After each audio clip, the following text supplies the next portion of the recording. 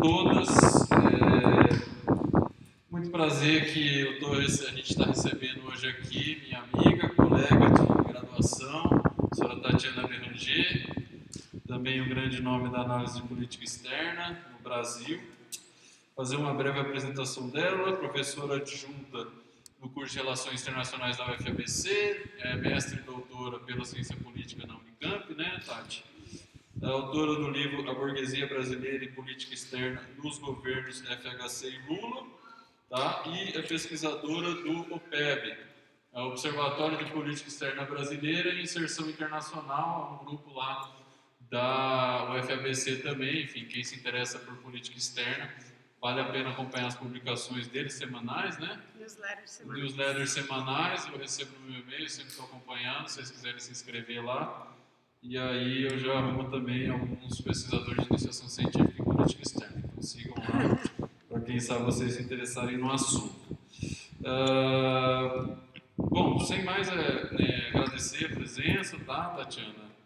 Trabalhar aí durante as férias, mas aproveitando a visita dela ao Tocantins, ela se prontificou a vir aqui conhecer o campus, conhecer o curso e falar um pouquinho da pesquisa dela. Ela vai usar a análise desse livro, que, enfim, agora está sendo traduzido para o inglês, né? Vai ser publicado em língua inglesa e que ela está estendendo também para além dos governos FHC e Lula. Hoje ela vai falar um pouquinho do nosso governo atual e vamos lá ouvir as colaborações dela. Obrigado, Tati.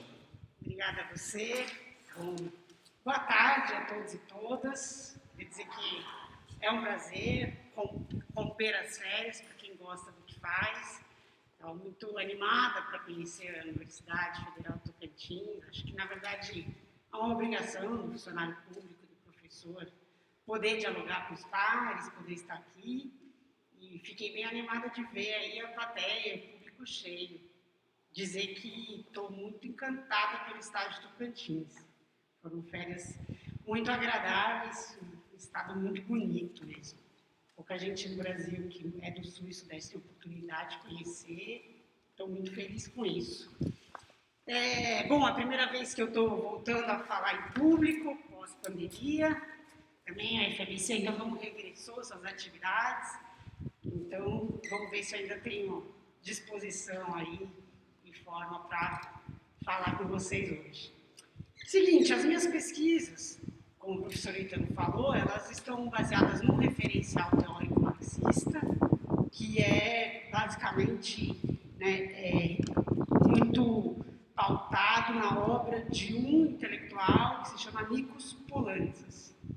E essa foi um pouco a minha empreitada, trazer o marxismo para as relações internacionais, através de um autor que era mais da ciência política, mas que tinha feito algumas importantes digressões sobre a questão do Estado, que acho que é um tema importante, e sobre como o Estado se comporta diante da internacionalização produtiva, das mudanças do capitalismo, sobretudo no pós-Segunda Guerra e na década de 70. Esses são alguns dos elementos que eu vou trazer aqui para vocês. E ele tem uma obra que chama Fascismo e Ditadura, que ele traz aí algumas reflexões, talvez, e que eu venho fazendo junto com o meu grupo de pesquisa, de colegas, que envolve o professor Armando Porto Júnior da Unicamp e outros vários colegas. Então, não vou falar algo aqui para vocês que sou só eu que faço, até porque eu acredito nisso também, no conhecimento como algo compartilhado, coletivizado. Então, para começar, eu diria o seguinte: a tese que eu vou apresentar para vocês é de que a política externa e o governo Bolsonaro são governos neofascistas. Neofascista, eu vou explicar o conceito disso, e neoliberais. Não necessariamente essas duas coisas precisam estar juntas, que essa é um pouco da novidade que o Poulantzas apresenta. Quando se estuda fascismo, há historiadores que dizem que o fascismo é um fenômeno datado apenas daquele momento do pré-Segunda Guerra Mundial, daquele momento histórico, nas formações sociais europeias. E o Poulantzas rompe com isso. Ele vai dizer que o fascismo é um tipo de estado de exceção, é um tipo de crise política que pode desencadear. Você pode ter, né, uma ditadura civil, que é o tipo bonapartismo, uma ditadura militar ou uma ditadura fascista. Nesse ponto, o que o Poulantzas vai dizer é que há processos nisso, ou seja, há fases. Então, quando estou dizendo que é um governo neofascista, não quer dizer que nós vivemos uma ditadura fascista. Então, havia um movimento neofascista que começa a se fortalecer em 2013, depois 2015, no processo de impeachment, e esse movimento leva à formação de um partido e de um governo, a eleição de um governo fascista, mas que ainda com contradições. Não, uma ditadura, porque ainda existem as instituições, eleições, né? E ainda que com todas as crises, né, há ali um processo institucional que ainda acontece, ainda podemos, mas estamos no limiar disso, o qual eu não pretendo dizer para onde vamos. Então, vou fazer aqui uma análise, porque os cientistas políticos não gostam de fazer previsões. Então, se a pergunta de vocês for ser o que vai acontecer em outubro, talvez essa resposta eu não vou poder dar. Mas, vamos lá. O que é, então, né, o neofascismo e como é que a gente olha isso do ponto de vista das classes sociais e da política externa, que é o que eu vou tentar discorrer aqui. Bom, primeiro, o fascismo ele tem uma característica muito grande de ser preponderantemente ideológico. Ou seja, algo que muitos de nós nos perguntamos, mas como é que você explica materialmente, né, as classes populares apoiarem? Bom, é uma questão ideológica, não é material. E aí, do ponto de vista da ideologia, né, entender o fascismo como culto à violência, né, um tipo específico de nacionalismo, porque é isso, a gente tem que entender também que nacionalismo vai ser sempre a defesa da soberania. Não, não é isso. Né? Pode ser um nacionalismo, como foi, né, nos casos da Itália e da Alemanha, que você exclui uma parte da população, como é o caso que acontece no Brasil.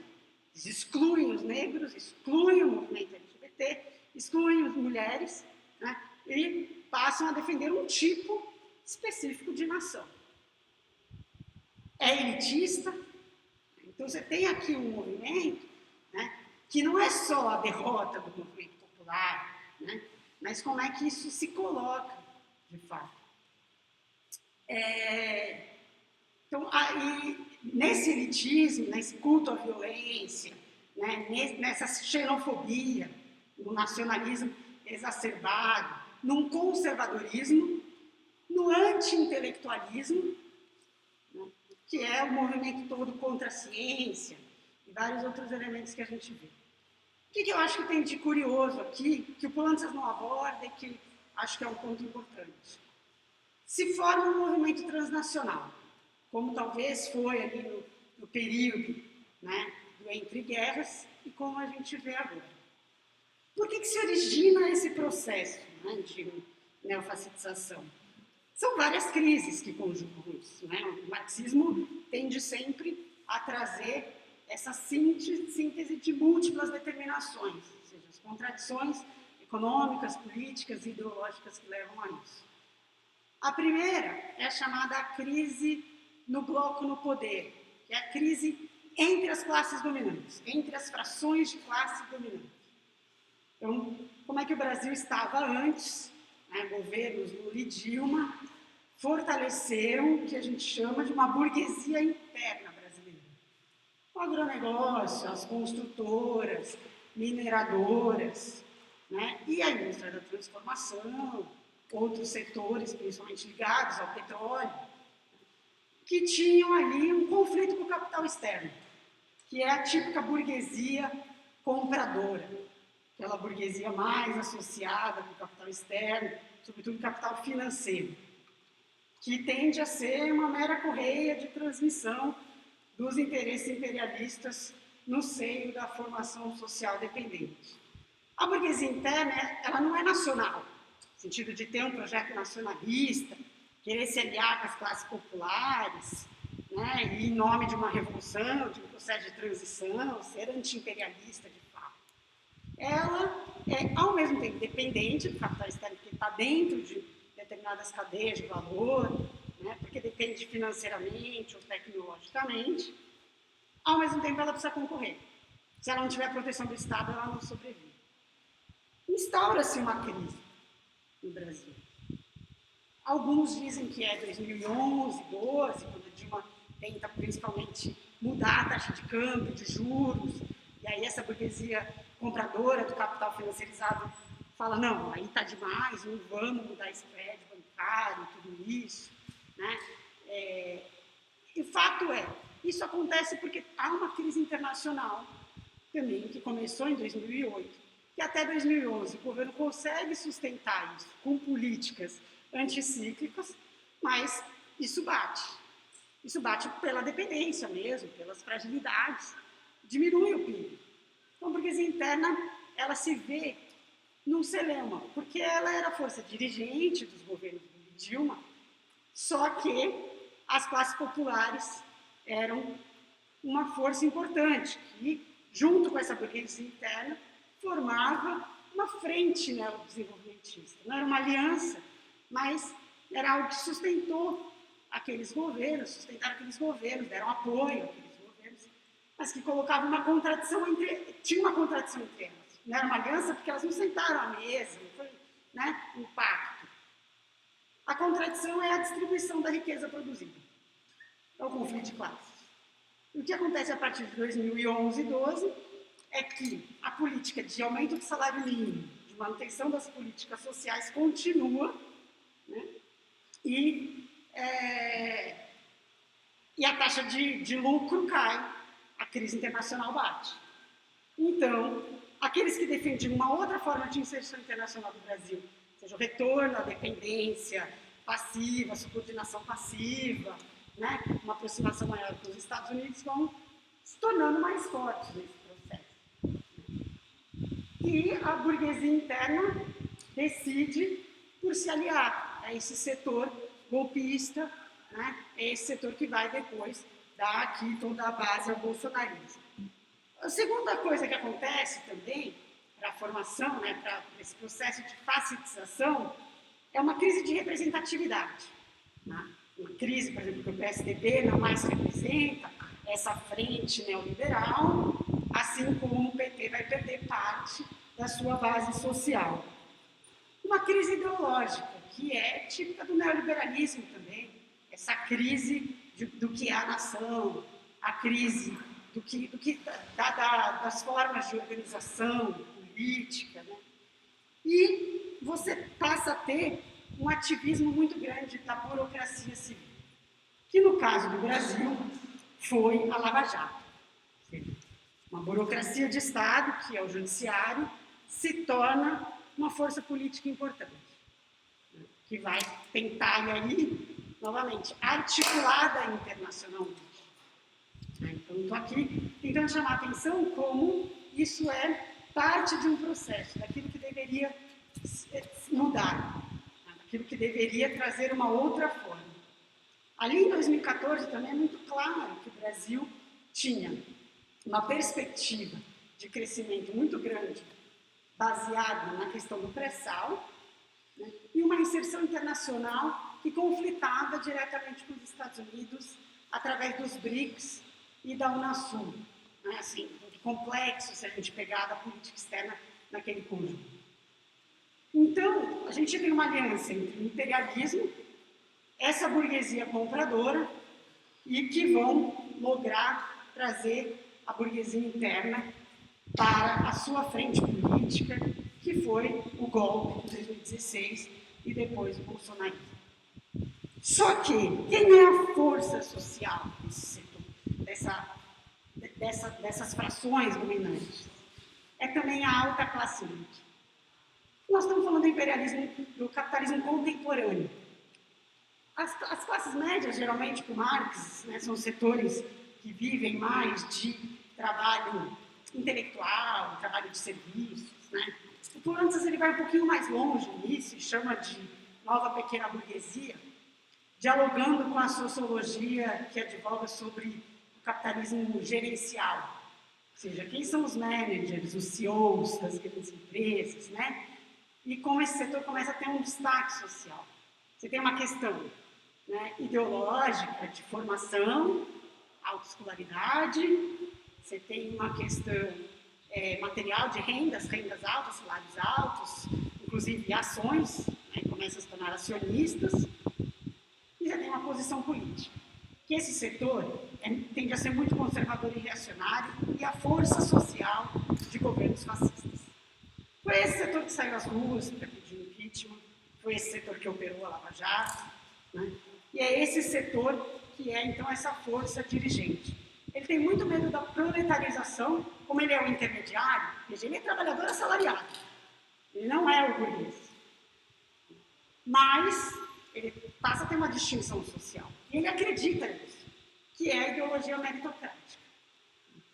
A meritocracia, né, ela vai pautar essa questão da distinção. Não quero pobres no aeroporto, não quero pagar direitos para empregada doméstica. E tenho também aí orientado trabalhos que dizem o seguinte: ela também é americanista na sua ideologia. Até por acreditar, né, na meritocracia, ela acredita que a subordinação do Brasil, que os maiores laços com os Estados Unidos, é a melhor forma.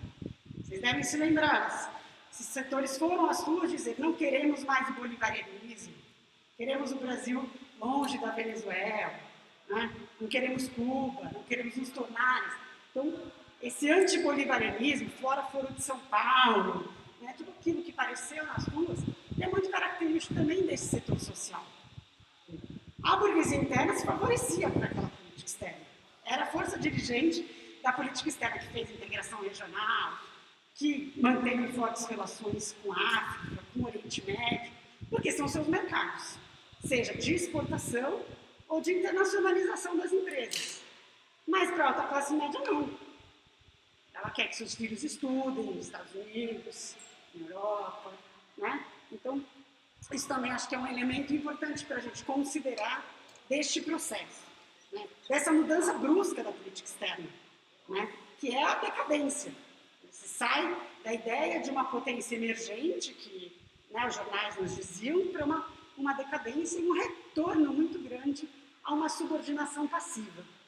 Que no neofascismo ela se torna uma subordinação passiva explícita ao imperialismo. Eu digo explícita por aquela coisa que não é tímida, que não é envergonhada. O que a gente viu na gestão Araújo, do Ministério das Relações Exteriores, era o famoso texto dele, de 2017, em que ele dizia: Trumpismo e o Ocidente. Essa é a forma, né? Deus, fé e família. Esses são os valores que devemos defender. Esta é a nação. E essa ideia de nação, veja, ela é uma nação transnacionalizada, né? Aquele movimento coordenado por Steve Bannon. É dentro disso que eu acho que a ideologia se coloca, que pode ser muito bem vista, né? Quando se pega o que é uma ideologia neofascista para o que era o antiglobalismo. O antiglobalismo, na ideia de um nacionalismo excludente, né? O que define claramente de maneira elitista quem pertence à nação. Tem o anticomunismo, porque para a meritocracia o comunismo tem que ser o rival. A gente viu o anticomunismo aqui, não só na questão de Cuba e Venezuela, mas especialmente na questão contra a China. Acho que foi um elemento unificador entre Trump e Bolsonaro. Então, eu acho que tem uma questão ali dessa rede transnacional, né, do racismo, do conservadorismo, e que na pandemia se colocou muito também como o negacionismo, o anticientificismo. Né? Grosso modo, os antiglobalistas, eles são críticos da globalização no sentido das instituições multilaterais, né, que podem restringir as políticas nacionais, podem intervir sobre elas porque geram compromissos, seja a Organização Mundial da Saúde, seja a própria ONU, né? Eles estão na base do pensamento neoconservador nos Estados Unidos, mas vão ganhar grandes adeptos aqui no Brasil também. Esse nacionalismo que a gente viu no Brasil, esse neofascismo, eu chamei em um texto de nacionalismo às avessas. nacionalismos avessas, pensando na questão da dependência, né? Pensando na questão da subordinação e pensando se eu tiver como referencial um nacionalismo popular e democrático, né? Ele é o abuso, porque ele é elitista, ele é xenófobo e ele não é soberanista.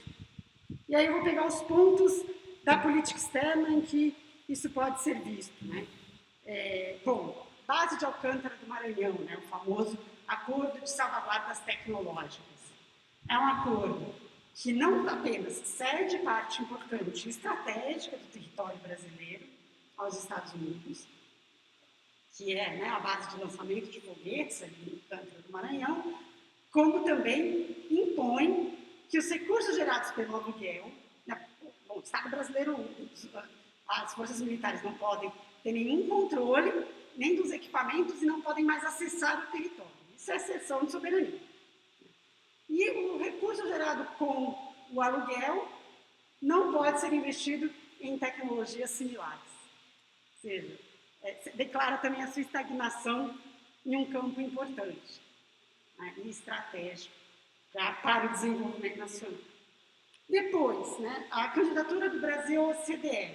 Eu acho que ela tem sido até uma meta-síntese para vários setores, várias frações da burguesia, e que foi o que também unificou elas ali no Globo, que era a crença de que haveria uma redução do custo do Brasil, né, pela aprovação das reformas. Reforma trabalhista, reforma da Previdência, né? E essa candidatura do Brasil ao OCDE impõe uma série de outras reformas, a administrativa, a tributária. Né? Qual é a meta-síntese disso? Uma política neoliberal, no sentido de que você vai criar um ambiente favorável aos interesses externos, né? Aos investimentos externos. Esse resultado não tem sido verificado.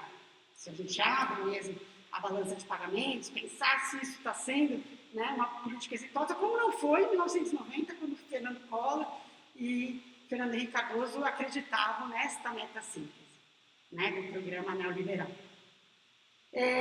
O segundo ponto, acho que é o acordo Mercosul-União Europeia, que também vale sempre lembrar, não é um acordo comercial, simplesmente, ele é um acordo que envolve cláusulas de investimento, proteção e promoção de investimento, cláusulas de compras governamentais, né, tira o favorecimento de que as compras do Estado brasileiro devem ser prioritariamente favorecer, né, produtos nacionais. Isso é um ponto importantíssimo, uma meta de desenvolvimento. Né? Bom, e coloca uma série de restrições também, né, nas cláusulas ambientais e trabalhistas. Acho que as cláusulas ambientais a gente pode discutir um pouco, que eu vou tentar trazer aqui como as questões das contradições, né, que a gente pode ver nesse governo. Bom, como é que está mesmo? Também tem toda uma nova política para a própria Amazônia, de fazer acordos e permitir, né, que a Polícia Federal Brasileira trabalhe junto com a CIA, de algumas regiões estratégicas. Então, uma série de mudanças que vão aí coordenando isso que eu chamo, então, da subordinação passiva ao imperialismo. Outra coisa que foi muito clara do antiglobalismo foram as políticas, né, o abandono das políticas de defesa dos direitos humanos no Brasil, diversas esferas multilaterais, defesa das políticas de gênero, né, e, sobretudo, também de meio ambiente, seguindo o trumpismo. Né, e uma mudança muito clara que eu acho que está ali no sentido, talvez, até estratégico, quando a gente pensa nessa subordinação ou no porquê dela, né, que é a mudança na política regional. Então, aquilo que existia enquanto um Mercosul multidimensional, com cláusulas políticas, com compromissos sociais, vai se transformar. Você vai ter um Mercosul muito mais gerencialista e também voltado exclusivamente para as pautas econômicas, né, que é o Mercosul, que a gente fala do regionalismo aberto, né? Se abandona um regionalismo multidimensional e retoma para o regionalismo aberto. Aí se colocou também a defesa da reforma da tarifa externa comum, no Mercosul, um abandono completo da Unasul, a criação e a participação do Brasil em duas outras importantes iniciativas, que foi o Grupo de Lima e o Grupo Prosul, ambos muito voltados à articulação dos governos de direita na região, e especialmente, que é aí que eu chamo do sentido estratégico, na luta contra o governo Nicolás Maduro. A luta contra o governo Nicolás Maduro é o sentido estratégico da subordinação do Brasil ao imperialismo. Essa tarefa que o Estado brasileiro deve cumprir.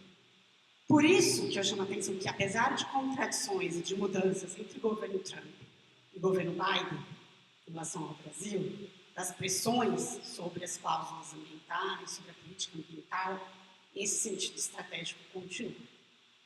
E é ele que deve estar atento aos nossos olhos. Assim como o governo Biden também ameaçar uma possível forma de intervenção, também não deve ser vangloriado por forças progressistas e soberanistas, né? Então, aí partindo, né, eu acho que tem duas contradições fortes nesse governo quando a gente pensa nessa política de inserção internacional. A primeira é a questão do meio ambiente, que vem sofrendo, inclusive, uma pressão da Europa para assinar o Mercosul na Europeia e do próprio governo Biden.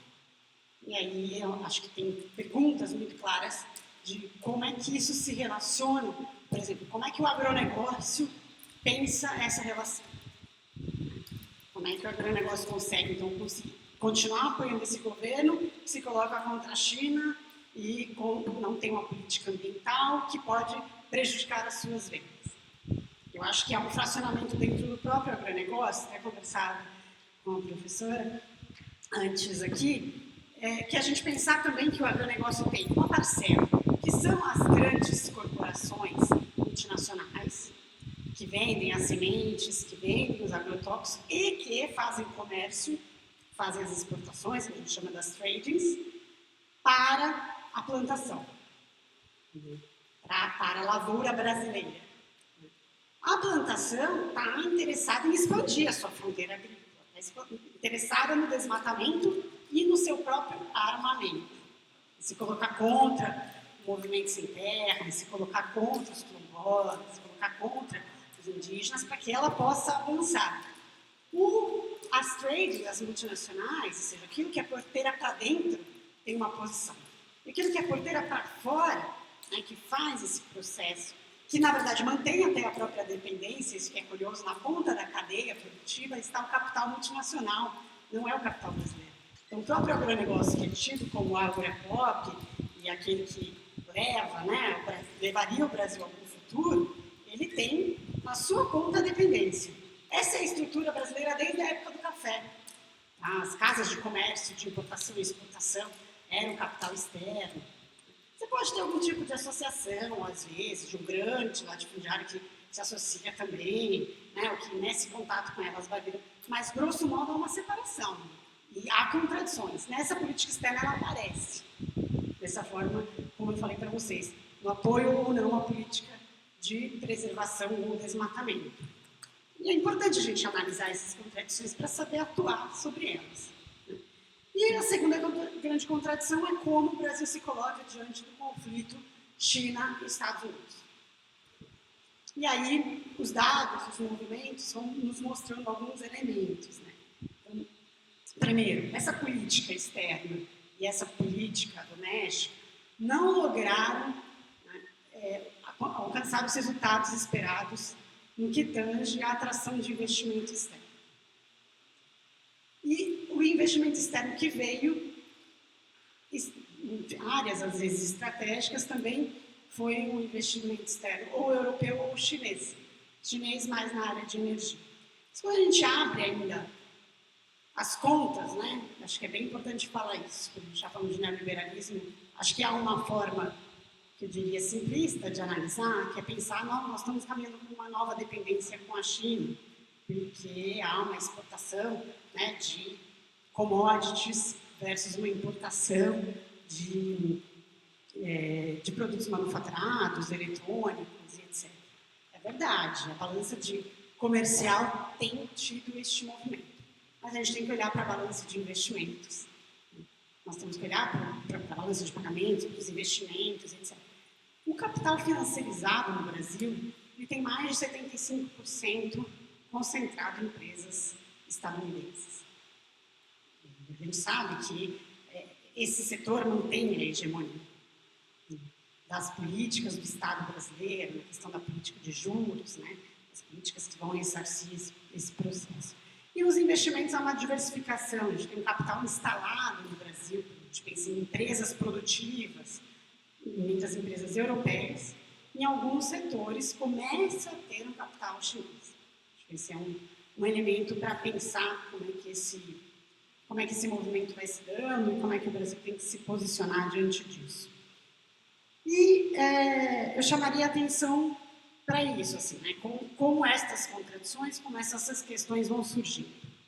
Uma questão que tinha muito séria, assim, de tendências, né? Era que na crise de 2008, você começa a ter uma transição maior do poderio e da política do Estado chinês via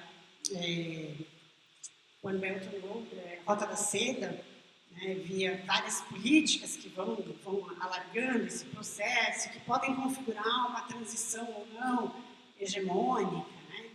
Mas o fato é que essa crise ela trouxe também muitos resultados do fortalecimento de governos neofascistas. E não se esperava, ou ainda não era muito bem diagnosticado, que pudesse surgir governos verdes, né? Como dizendo do Green New Deal, tanto nos Estados Unidos quanto na Europa. Aqui eu acho que mora uma outra questão de possibilidade de tendências e dos conflitos da inserção internacional brasileira.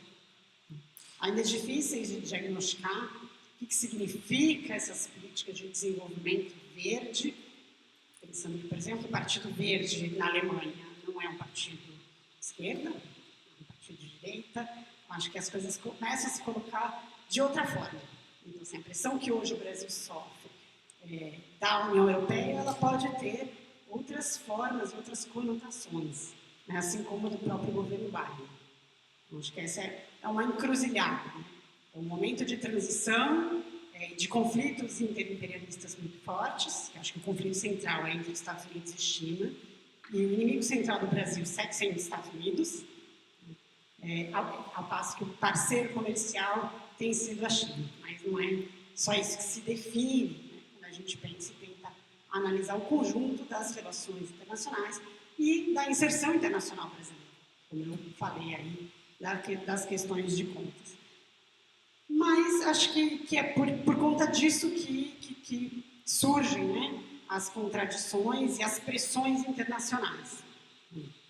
Essa pressão internacional pela política ambiental, que nos coloca aí diante da celeuma entre a soberania e a sustentabilidade e o neoliberalismo. Acho que é uma encruzilhada muito grande, mas que a tarefa principal para mudar isso, certamente, é derrotar o fascismo. Para podermos, junto ao derrotar o fascismo, derrotar também as forças neoliberais e impor, de novo, um projeto soberano, democrático e popular. Então, acho que essas são um pouco das encruzilhadas e das questões que podemos ver aí no governo Bolsonaro e na política externa e na política doméstica. É isso, gente. Não vou me alongar muito mais para vocês poderem fazer as intervenções e dúvidas de vocês. Obrigada.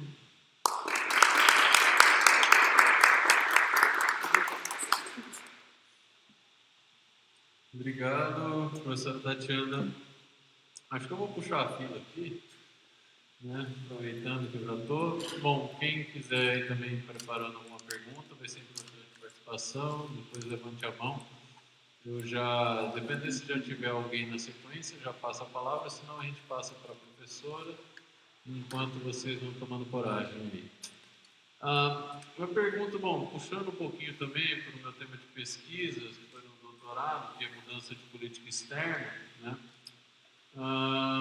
Queria saber como é que, se você viu e como você vê isso dentro da abordagem de frações de classe, nessa uma possível alteração, né, ou pelo menos um abrandamento, né, do que seria essa política externa bolsonarista, mais ideológica, mais olavista, vamos dizer assim, no primeiro biênio, né, e depois com uma certa, até talvez por conta de uma contradição entre essas forças, né, com a, enfim, queda de popularidade do Bolsonaro, ele sentindo a necessidade de sair de um isolamento, né? Antes ele governava muito com base na popularidade e na vitória eleitoral.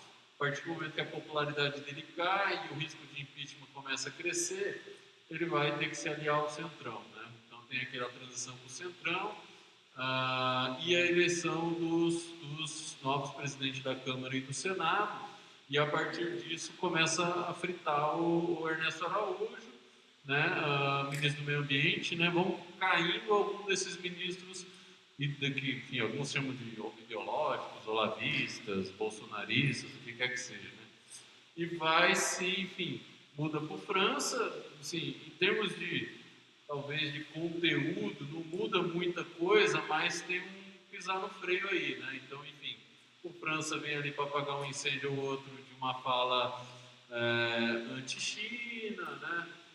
Também já não tem mais o Trump, então o próprio governo tem que repensar um pouco, né? Já, enfim, já não existe mais a possibilidade, né, desse americanismo descarado, vamos dizer assim, né? Então, enfim, como é que você vê isso? Isso é uma contradição dentro dos grupos que apoiam ele, né? Ou essa percepção de que não estava dando certo, né? Que, enfim, o investimento esperado não veio, ou, enfim, se tem uma mudança nos grupos que apoiam mesmo, né? Alguns grupos passam a ser mais poderosos, enfim. Como é que você enxerga dentro dessa abordagem? Já tem mais alguma pergunta? Vou passar para a professora aí, vocês vão tomando coragem aí, pessoal. Obrigada. Então, essa é uma questão importante, eu acho. Eu colocaria alguns elementos. Eu acho que o fundamental foi uma mudança no governo dos Estados Unidos. Então, né, essa mudança do aliado central, uma reconfiguração dessa rede transnacional, né, que passa a pressionar o Brasil. Essa pressão também da União Europeia, uma política ambiental, e a CPI da Covid. O Araújo vai cair logo ali naquele momento da CPI da Covid, na responsabilização que o Ministério das Relações Exteriores teria tido pelo número muito maior de mortes, né, pela demora de negociações, de aceite mesmo da quebra da patente, de vários elementos que foram feitos. E aí é muito curioso porque você tem uma mudança quase de 3 cadeiras, né? Assim, a mudança do governo dos Estados Unidos, a mudança do ministro das Relações Exteriores do Brasil, brasileiro, e a mudança do embaixador dos Estados Unidos no Brasil.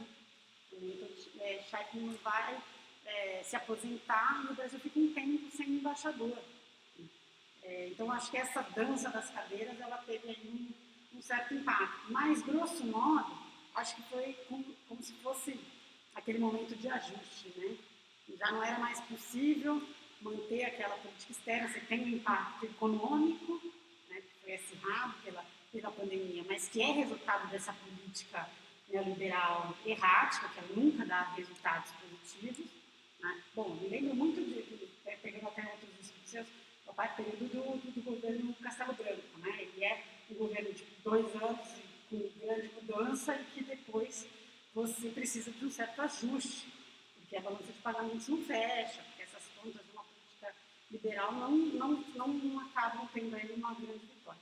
E aí você vem com França para ter esse certo acomodamento. Mas que eu repito, acho que não é uma mudança estratégica. A gente continua na subordinação, talvez o elemento ideológico explícito possa ter sido arrefecido, porque você não tem mais esse par ali, né? Você não tem mais o governo Trump para te apoiar e para significar essa grande rede, e você tem mudanças também eleitorais na América Latina. Né? 2020 também, você elege o governo Fernandes na Argentina, e depois, em 2021, você tem a eleição no Chile. Então, você também vai perdendo um pouco dessas possibilidades de construção de redes, né, e de alianças. Mas acho que não são ainda mudanças muito substanciais. Você tem aí uma certa acomodação só, que talvez seja essa dimensão da questão ideológica, né, mais forte do antiglobalismo que não tem do governo Bolsonaro, do governo Trump, que está aí. É isso. Vamos lá, pessoal. Alguma pergunta da plateia? Um corajoso aí, gente? Estava todo mundo tão atento. Tatiana, eu queria que você desse um pouco mais de ênfase nessa política externa que colaborou com a volta de 2016 com a aceleração do processo de urbanização da economia brasileira. Você pode falar um pouquinho mais a respeito disso? Tá.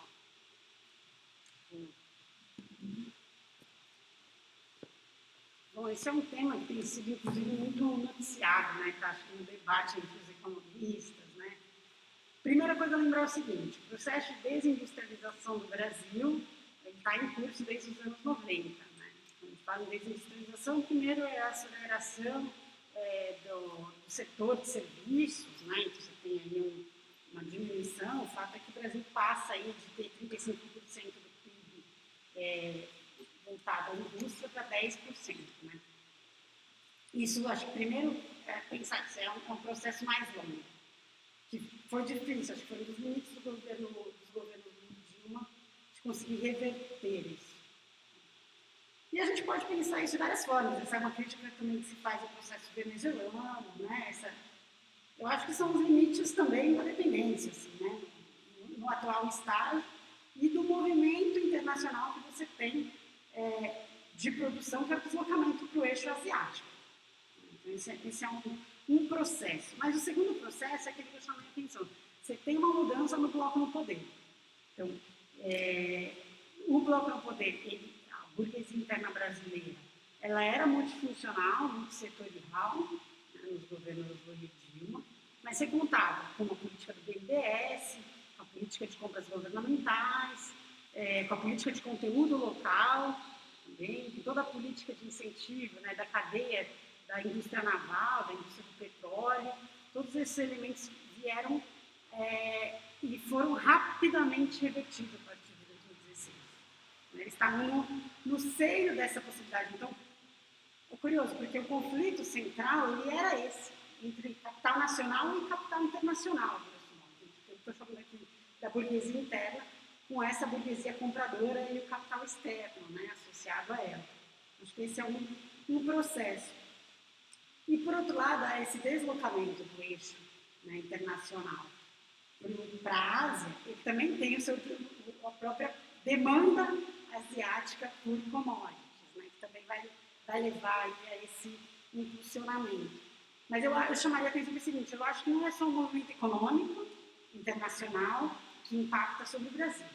É claramente uma política de Estado que determina a se favorecer, né, o capital externo. Quando eu estou falando de capital externo, eu acho que aí é que os estudos podem nos mostrar, a gente está ainda mapeando tudo isso, né, mas que passa a ser, como era multissetorial essa burguesia interna, talvez a burguesia interna no governo Bolsonaro, a burguesia compradora, essa burguesia mais associada, a burguesia associada em termos de Floresta Fernandes, né, eu acho que essa burguesia associada, ela pode ser considerada não só mais um capital financeiro, né, o financiarizado, títulos, fundos de pensão, etc., mas esse setor produtivo até do agronegócio, né, o agronegócio como todo, ter migrado de novo, porque o comum do Brasil era essa estrutura, uma contradição entre indústria e agronegócio, capital financeiro, né, eu, na minha tese, diagnostiquei um momento de unidade entre indústria e agronegócio ali, no seio das negociações da ALCA, né, com a União Europeia e a OMC, porque o agronegócio percebe que era mais vantajoso negociar junto com a indústria, já que você não tem a abertura do lado de lá, né, dos Estados Unidos e União Europeia, então seria uma moeda de troca, digamos assim. Mas isso talvez tenha tido uma disjuntiva, assim. Dentro das teses que circulam, né, assim, dentro da tese, um pouco entender assim, o que acontece com a burguesia interna. Então, grosso modo, ela se alia a essa frente neodesenvolvimentista, né? Mas há teses que vão sustentar o seguinte, não, ela se esfacela, ela se torna só rentista, importadora, né? O Kissinger diz. Eu acho que não. Eu acho que a parcela da indústria, ainda que seja esses 10% do PIB, ela se mantém você pode pegar, isso que eu acho que é uma confusão de pensar assim, se financiariza ou não, né? E etc. Você pode pegar parte do seu lucro em determinado período e reaplicar no capital financiarizado. Mas você não deixou de ser indústria. Você só pegou parte do capital, em vez de investir mais na indústria, porque, enfim, você não está confiando nesse governo, você, nesse momento você não quer, você investe em ações e etc. E aí, claro, você vai ver um movimento claro dessa diminuição do PIB industrial para o aumento, né, das commodities, especialmente de alguns setores, como talvez a maior economia aqui do Tocantins, que é a soja, né? Soja, minério, enfim, essa reprimarização. Mas o que eu chamaria a atenção é o seguinte, eu acho que esse movimento é um movimento importante, mas eu não acho que a gente pode estudar a inserção internacional do Brasil apenas para a balança comercial. Nós temos que abrir e olhar investimentos e capital financeiro. Porque senão a gente incorre num erro de teses, para mim, são equivocados como a recolonização do Brasil. Não, tem um Estado nacional. Não é reconversão neocolonial. É um processo de dependência e de decadência absurda, gigantesca. E é contra isso que a gente tem que atuar e pensar, né, o que é um projeto de nação que possa aí reverter, né, os quadros de desigualdade interna e da inserção internacional subordinada e dependente. Então, um pouco nesse sentido. Porque é muito fácil, muitos diziam o seguinte, havia teses, né, dos governos Lula, não, ele surfou na onda das commodities. Bom, surfar nas ondas das commodities você não ia ter política social distributiva. Então, a gente cresceu só e teve, digamos, uma projeção internacional porque houve um boom das commodities entre 2003 e 2008. Não, foi uma política de Estado que favorecia via BNDES, via todos os elementos que eu já citei, essa burguesia interna e as classes populares. Então, acho que igualmente agora aqui também não é só esse movimento internacional. É uma política de Estado declarada, neoliberal e neofascista nesse sentido. Que eu falei, talvez não tenha desarrolado muito isso, uma das teses também sobre o fascismo é de que ele seria keynesiano, intervencionista. E o que o Pulantzas diz é o seguinte, como é uma crise de Estado, uma questão ideológica, não está ligado ao bloco do poder. Não dá para defender que o mesmo tipo de política econômica dos Estados Unidos vai acontecer no Brasil num governo Bolsonaro e Trump. Essa dissociação que a gente vê, acontece um movimento lá e outro aqui, é porque são coisas distintas. O regime político, né, do bloco no poder, ou seja, das classes dominantes, quem é favorecido, como é que essa política econômica é ou não adotada, são questões distintas. Então, acho que esse também é um elemento, talvez, importante de ressaltar. Assim, podemos continuar no fascismo e derrotar o neoliberalismo, ou podemos derrotar os dois, que me parece que é o que está mais casado e que está mais em jogo aqui no Brasil. No Brasil estão juntos. Neste momento estão. Podemos ter outros momentos históricos e analisar a partir de outras perspectivas e relações e implicações. Okay?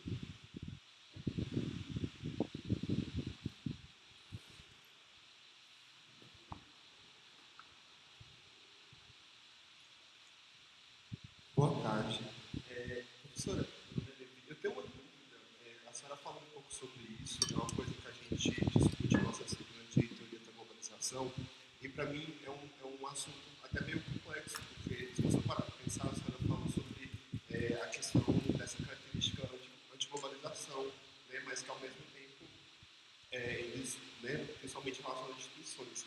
Mas eu queria que a senhora falasse um pouco sobre a questão que, ao mesmo tempo que eles têm essa característica de globalização, mas eles também surfam nessa onda, né, dessa onda neoliberal que vem junto com a globalização, nesse processo de liberalização do Estado. Né? Então, é possível configurar, porque é uma relação, assim, parece que é ambígua, né? Ao mesmo tempo que se aproveita, mas se diz contra, tem como configurar esse tipo de comportamento. chefe de Estado em específico, e pelo que eu vejo, é mais voltado para a política de chefes de Estado que estão mais voltados para a direita, né? Principalmente na América Latina. Então, se a senhora pudesse falar um pouco sobre isso, que para mim ainda é um pouco confuso realmente para entender esse processo, que ao mesmo tempo que ele se diz a de globalização, mas ele também se aproveita muito desse processo para garantir a sua vitória nas eleições, né? Para garantir a execução dos seus projetos neoliberais também. Então, é só no discurso, é discurso e prática, como que dá para caracterizar melhor? Eu desejaria bastante. Obrigado. Professora, como a gente sabe, toda a campanha do governo Bolsonaro foi muito grudada à questão ideológica nacionalista.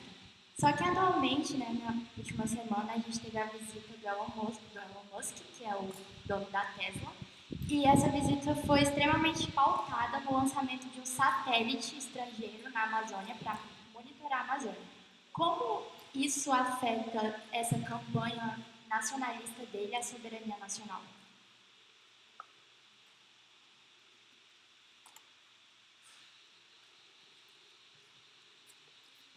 Esqueci de falar o seu nome, a última, mas... Maia? Bom, agradecer vocês dois pelas perguntas, de alguma forma estão relacionadas. É curioso, porque até eu orientei no TCC que foi essa distinção entre o que é globalização, antiglobalização e antiglobalismo. Vamos pensar aí as diferenças dessas questões. Então, na globalização, né, a ideologia do neoliberalismo, como a ideia da livre circulação de bens e de capitais, né, que não envolve a circulação de pessoas, se falava em construção de aldeias globais, né, dessa unidade, especialmente pelo avanço da tecnologia, da informação, então, assim, uma porosidade dos estados, etc. Então, esse é um elemento que está muito ligado à internacionalização produtiva e à hegemonia do capital financeiro. Essa questão, que eu chamei aqui de neoliberalismo, né, uma política neoliberal. A política antiglobalização foram os movimentos que lutaram contra, né, o OMC, o FMI, o Banco Mundial, os movimentos chamados de altermundialismo, o Fórum Social Mundial, né, que se colocaram mesmo contra, né, a produção da desigualdade, o papel das corporações multinacionais e dessas organizações financeiras, como é que elas se colocavam, etc. Muitos críticos da globalização fizeram parte de serem intelectuais orgânicos do movimento antiglobalização. E aí a gente se pergunta, bom, e aí o antiglobalismo? Né? Então, assim, eu acho que o antiglobalização, ele tinha, sobretudo, ele tinha uma origem um pouco nas ideias do internacionalismo proletário, ainda que com as distinções, que foram movimentos também, com base de classe média, né, com ONGs por trás, que tiveram limites para construir esta outra globalização possível, que era um pouco do que o professor Milton Santos colocava, né? O que a gente pode aproveitar dessa globalização, dessa comunicação, dessa formação de redes? Alguma pergunta que a esquerda se faz ainda hoje, né?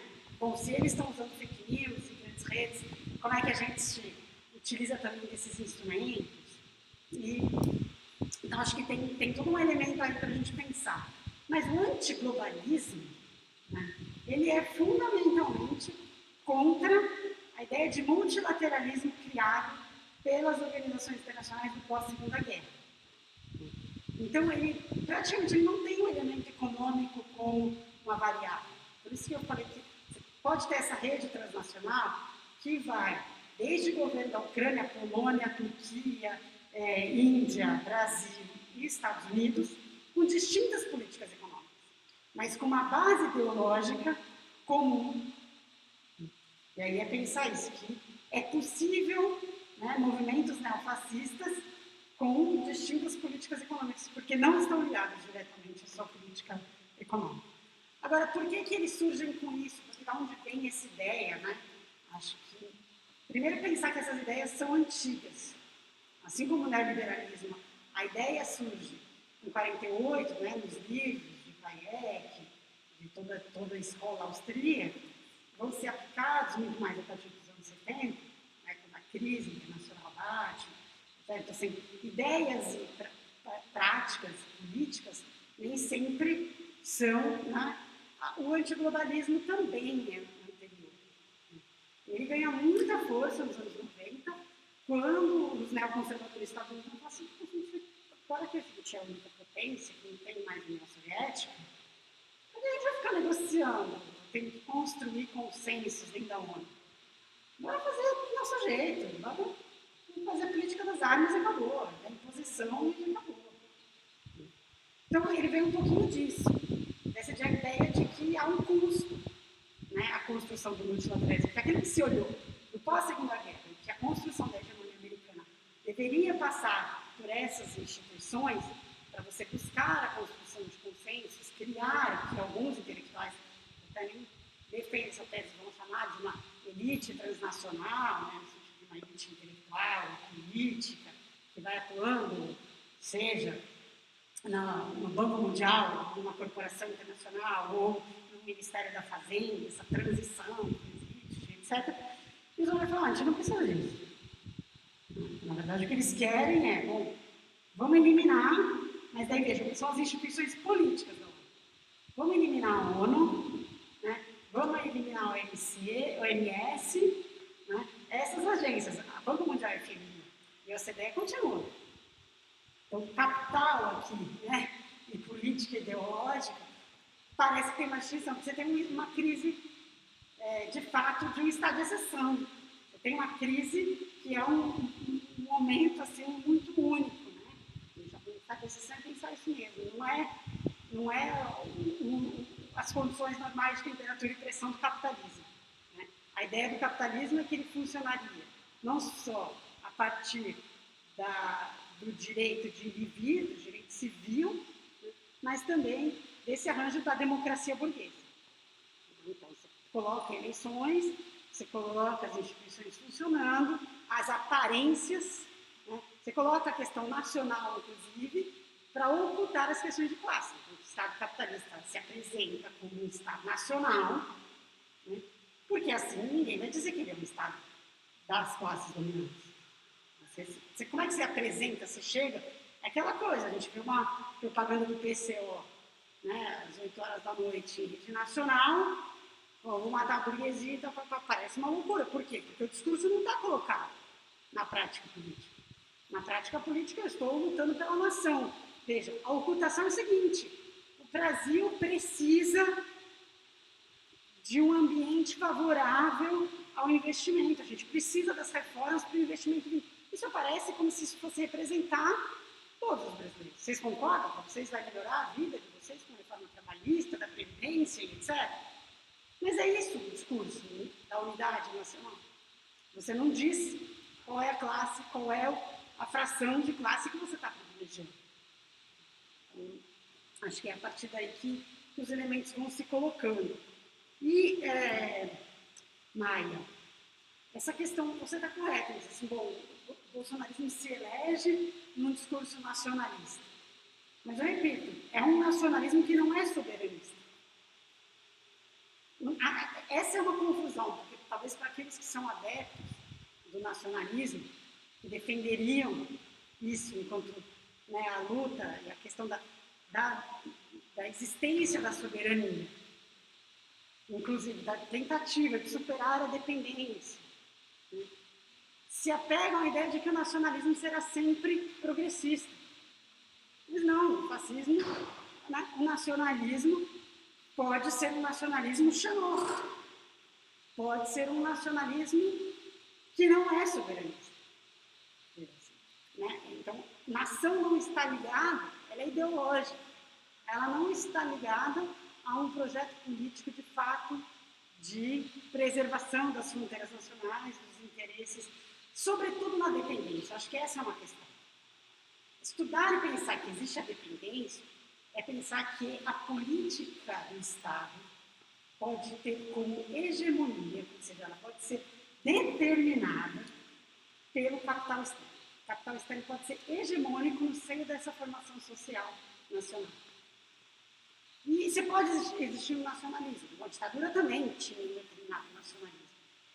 Um nacionalismo, inclusive, que era ameaçador, no sentido, ame ou deixe. Né? Aqui é muito mais, essa é a diferença. Né? É assim, se não quiser, vai morrer na Ponta Braia. Essa é a diferença. Ali você fazia e ocultar. Você fazia só isso, ame ou deixe, através do futebol, coloca uma propaganda. Aqui não, aqui a gente já sabe o que é o extremismo. Também não conseguia. Por isso não é uma ditadura. Acho que esse é um pouco da questão. Não sei se fica claro, se você quiser dialogar mais. Acho que é um pouco por aí. Então, ou seja, não é uma grande contradição dentro deste projeto, sabe? O Elon Musk é mais um dentro daqueles elementos que eu já tinha citado. De base Alcântara do Maranhão, do acordo Polícia Federal e CIA para monitoramento da Amazônia, é dentro dessa mesma trajetória. Até do CEO que você mencionou também, né? A própria ideologia meritocrática, nova modalidade de puxa-saco de bilionários, que a gente vê bastante no Twitter aí. O Elon Musk é bem idolatrado, assim, né? Por essa lógica, que é um cara que tem 1 milhão de bilionário e tal. Mas vamos combinar que ele não começou da pobreza. Vou, enfim, aproveitar para dar uma dialogada, assim, talvez final, né? Ou, vamos ver se surge mais alguma pergunta enquanto isso. Mas você mencionou, né, do projeto nacional, muito alinhado ao incentivo da construção civil, setor petroleiro, né? E foi ali que, enfim, que foi o BNDES também, né, que centralizou bem bastante investimento nas campanhas nacionais, tal coisa, né? Mas foi ali que a Lava Jato, né, deu o golpe fatal, vamos dizer assim, nos governos do PT. Trazendo, enfim, refletindo também, quero te colocar nessa posição chata de pensar não em pensar em, vamos dizer assim, cenários, mas numa nova edição desse projeto, né, o desenvolvimentista, alguma coisa nessa linha, qual que seria o caminho, enfim, como que se faria uma nova edição, né? Se vai ser essa mesma roupagem, se tem que pensar em um outro caminho, que esse talvez já está manjado, vamos dizer assim, né, para a resposta das forças contrárias ao projeto, né? Enfim, um virtual governo retorno do PT, né? Por mais que o Lula tenha chegado com certa preocupação de alguns setores em 2003, né? Eu acho que ele vai encontrar um terreno muito mais difícil agora do que encontrou na época, né? Então, enfim, quais são os caminhos que estão sendo traçados, né? Você também conhece um pouco da política partidária aí também, qual seria essa nova política externa altiva aí? Essa é uma boa pergunta, né? Assim, eu acho que a gente tem uma nova configuração, né? Internacional e nacional. A primeira coisa que já é visível é que a nova onda de governos de esquerda na América Latina, ela já é muito mais frágil e fraca quando a gente pensa no anti-imperialismo. Então, assim, o governo do Chile, mesmo o governo argentino, do Alberto Fernandes porque tem o atrelamento ali da dívida externa, da questão do FMI, né? O governo chileno, pela configuração também própria econômica do seu setor internacional, tem pouca margem de manobra. E o Brasil, não só por essa configuração, pelo momento, mas exatamente pelo momento que se encontra, né? O governo Lula já sai de uma aliança, né, com um ex-PSDBista, acho que aponta, na minha concepção, assim, a leitura, né, daquilo que vem se desenhando, né? É um neodesenvolvimentismo 2.0 que é muito rebaixado e mais frágil ainda do que aquele que tivemos aí de 2003 a 2016, pelas condições internacionais e pelas condições nacionais.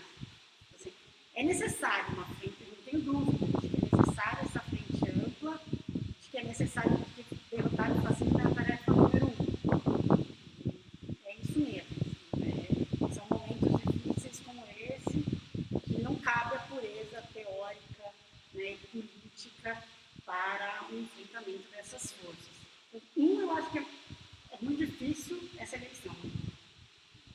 dou ela por ganho.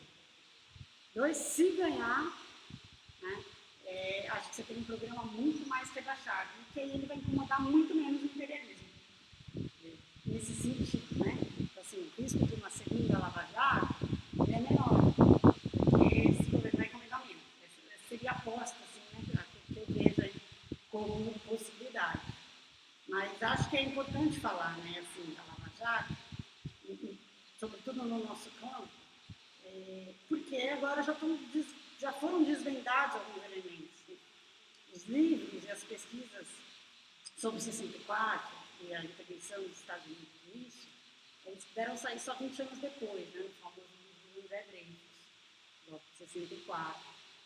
Nós ainda não temos condição de fazer, talvez, esse livro de maneira tão integral, mas os indícios que Intercept, que o Wikileaks tem dado para a gente, eles não só, né, a gente já tinha as evidências estratégicas, já tem a pergunta do que começa com a investigação de Pasadena, e vai indo, de onde vieram esses documentos, ou seja, de qual foi a intervenção. Tanto é que as primeiras medidas tomadas no governo Temer foram a mudança da política do pré-sal.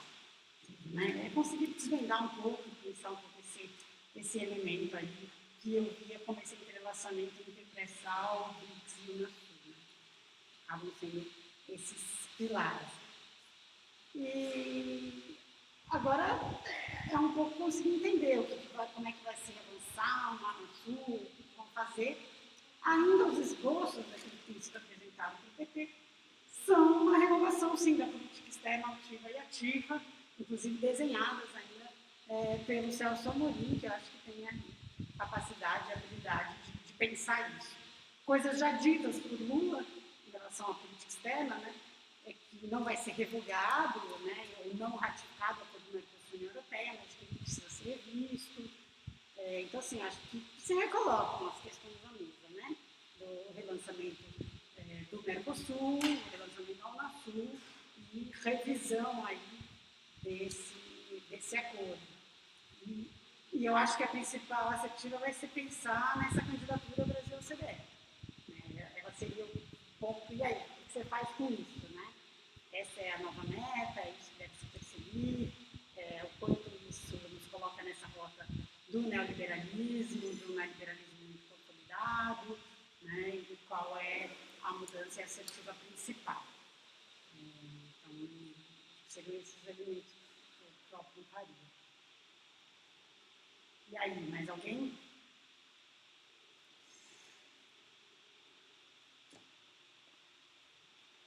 Bom, pessoal, mais algum, se tiver mais nenhuma pergunta, opa, Sofia. Olá, boa tarde.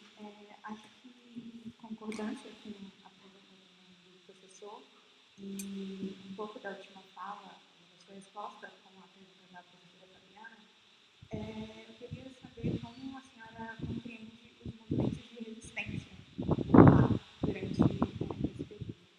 Obrigada.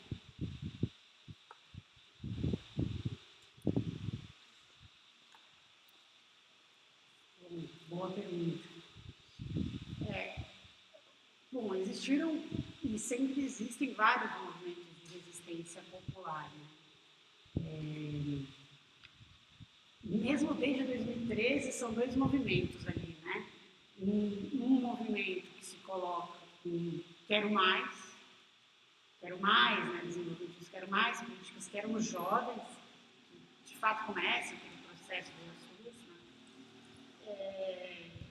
E acho que você tem um movimento de resistência mesmo, assim, contra a reforma da Previdência, contra a reforma trabalhista. Agora, a gente pode propor, e aí? Por que não foram exitosos? Né? Por que o movimento popular não conseguiu barrar o golpe, barrar o neofascismo? Esse é um elemento importante. Até porque no fascismo acontece um elemento que é a classe média alta, ela é a força dirigente, mas esse movimento consegue, que essa é a diferença talvez da ditadura militar, ela consegue o apoio das massas. Essa ideologia consegue o apoio das massas. Essa é a coisa que acho que mais nos instiga, nos angustia em perceber que esse é o mais difícil, né? Não tem que derrotar, a gente tem que conseguir conquistar corações e mentes que estão adeptos a essa ideologia, da defesa da família, enfim, né, das tradições, e etc. Então, eu diria o seguinte, aconteceram movimentos de resistência. Por que eles foram frágeis? Porque não foram, né, vitoriosos. Vários elementos. Primeiro, neoliberalismo. O neoliberalismo enfraquece, né, o sindicalismo. Sua primeira tendência. Enfraquece o direito à greve, e enfraquece essa relação de representatividade. Porque o trabalhador vai incorporar a ideologia neoliberal no sentido do empreendedorismo, não é a saída coletiva. Ele vê o sindicato muito mais como aquele que vai ser um prestador de serviços jurídicos, ou eu consigo um convênio de saúde mais barato, né, quase uma associação, não é mais uma entidade de classe de luta. Então, isso tem um impacto enorme para a fraqueza. Fomos às ruas, houve resistência, só que houve muita repressão. Repressão ao golpe. Eu mesma presenciei uma aluna da UFABC perder um olho na resistência ao golpe, no dia mesmo do golpe. Foi uma primeira anista de graduação, foi às ruas na Avenida Paulista, descendo a Consolação, foi pega por estilhaços de bala. Acho que também temos que considerar isso. A repressão que foi armada, que foi desmontada de diversas formas. O lavajatismo, ele teve outras ramificações, que não foram só digamos assim, no sentido dessa perseguição, né? O governo também retirou o imposto sindical, tem uma série de questões que vão azeitando essas questões. Eu acho que, assim, até tentando fazer alguma ilação aqui, alguma aproximação, né, com o caso chileno, o movimento feminista foi um movimento importante do Ele Não. Quando vamos às ruas, né, é um movimento que começa com feministas, que começa com mulheres dizendo não quero isso, a política machista desse tempo. Mas também vai ter sua dificuldade de se impor ali, por todas as condições colocadas. O movimento negro tem sido um movimento muito importante na cena política brasileira, de resistência, mesmo agora, talvez no período da pandemia, o movimento que mais conseguiu se colocar, também como um movimento transnacional, acho que isso é importante, né? Há o Black Lives Matter nos Estados Unidos, e isso tem uma repercussão para dentro do Brasil, né? Bom, temos, né, diversos movimentos, como o movimento dos trabalhadores sem terra, né, quilombolas, os indígenas mesmo se colocando, mas com as dificuldades do que pode ser essa vitória. Eu não acho que houve falhas também nos governos PT no sentido de fortalecer, né, os movimentos. Mesmo a gente pode discutir a partir da nossa perspectiva. Bom, a política de reúne, que formou as universidades federais, a FBC, por exemplo, é fruto de uma política do reúne, creio que a UFT também, né? A política do ProUni, ela veio sem uma organização, sem uma forma política que gerasse a compreensão mesmo, de que, olha, você é fruto. Eu sei que sou uma jovem doutora e professora porque eu fui beneficiada por políticas públicas, por bolsas, né? Por vagas, por uma universidade que foi criada nesse momento, enfim. Mas é uma própria consciência. Não porque foi forjado algo. É o seguinte, a política, para mim, a política social em si não estava equivocada. Mesmo Bolsa Família, Minha Casa Minha Vida e etc. Mas o equivocado é você não criar formas de organização política e social a partir disso, né? A partir dessa dinâmica. Então, sim, tem enfraquecimento, mas não acho que é uma incorporação, que o governo, de fato, quis assimilar. Não, os movimentos de resistência continuaram.